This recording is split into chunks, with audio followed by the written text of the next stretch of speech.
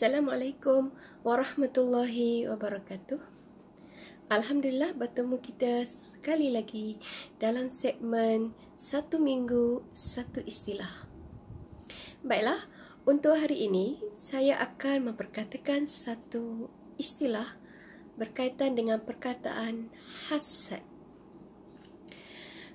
Hasad berasal daripada bahasa Arab, daripada 3 huruf iaitu ha, sin dan dal yang bererti dengki, yang mana bila kita gabungkan dalam bahasa harian kita menjadi hasad dengki. Hasad dengki membawa maksud perasaan inginkan agar nikmat, kelebihan, kebolehan ataupun keistimewaan yang ada pada orang lain terhapus. Tetapi dia akan merasa gembira jika dia termasuk dalam kumpulan yang memperoleh kelebihan serta keistimewaan berkenaan. Hasad dengki dan ghibtah adalah dua perkara yang berbeza.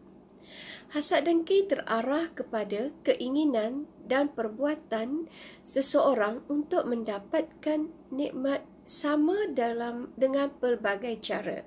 Pada masa yang sama, dia hendak individu yang dihasad ataupun yang didengkinya itu jatuh serta ditarik nikmatnya.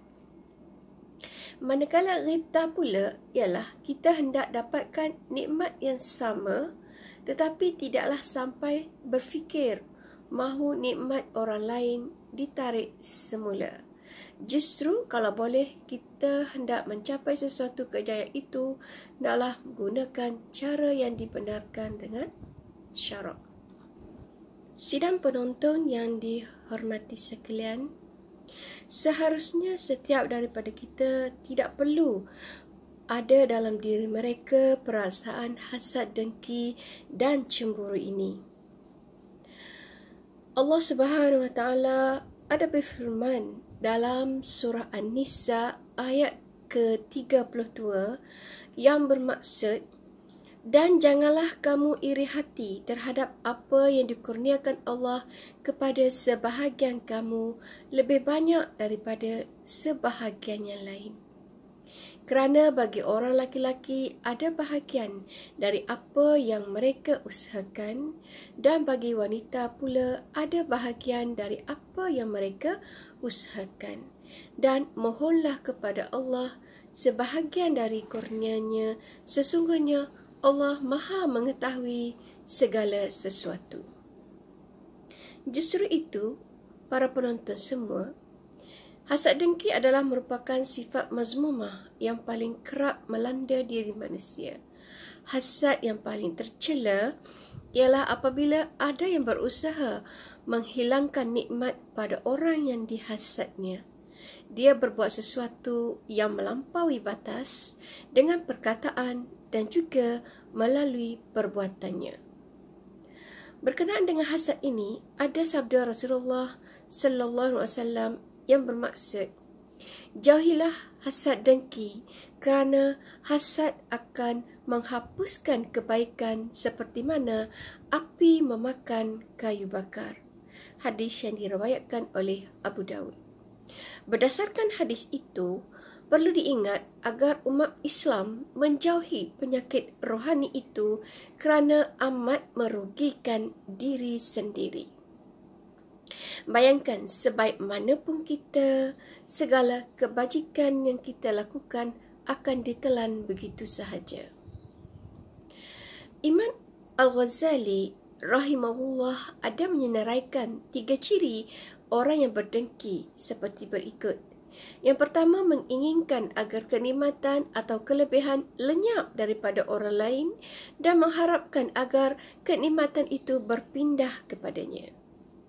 Yang kedua ialah menginginkan agar kelebihan yang dimiliki orang lain itu lenyap meskipun dia sendiri tidak dapat memilikinya disebabkan kekurangan pada dirinya sendiri. Yang penting baginya ialah orang itu jatuh dan hilang kelebihannya, rela berputih mata biar sama-sama tak dapat. Dan yang ketiga, merasa sakit hati apabila orang lain melebihinya walaupun dia tidak berbuat sesuatu untuk menjatuhkannya. Sehubungan itu, orang yang berpenyakit hasad ini sentiasa gelisah atau tidak puas hati melihat apa yang dimiliki oleh orang yang didengkinya. Apabila perasaan itu tidak lagi dapat dikawal, maka si pendengki ini akan menyusun strategi agar hasrat buruk itu tercapai dan apa cara sekalipun. Dalam situasi inilah yang menatijahkan segala gejala negatif seperti mereka-reka cerita, memfitnah, mengumpat, memaki dan sebagainya bertujuan memburuk-burukkan orang yang didengkinya. Malah ada di kalangan yang berpenyakit hasad ini sanggup bersekongkol dengan pihak musuh menggunakan segala cara yang ada termasuk media sosial hinggakan ada yang sanggup menggunakan sihir dan ilmu hitam semata-mata untuk menjatuhkan orang yang didengkinya. Mereka akan tersenyum puas dapat melihat kejatuhan, kesakitan dan penderitaan orang yang didengki. Na'udzubillah min zalik. Para penonton sekian, sekianlah dahulu perkongsian saya mengenai dengan istilah hasad. Semoga apa yang dikongsikan pada hari ini dapat memberikan manfaat kepada kita bersama dan saya sudahi dengan wabillahi taufiq wa hidayah.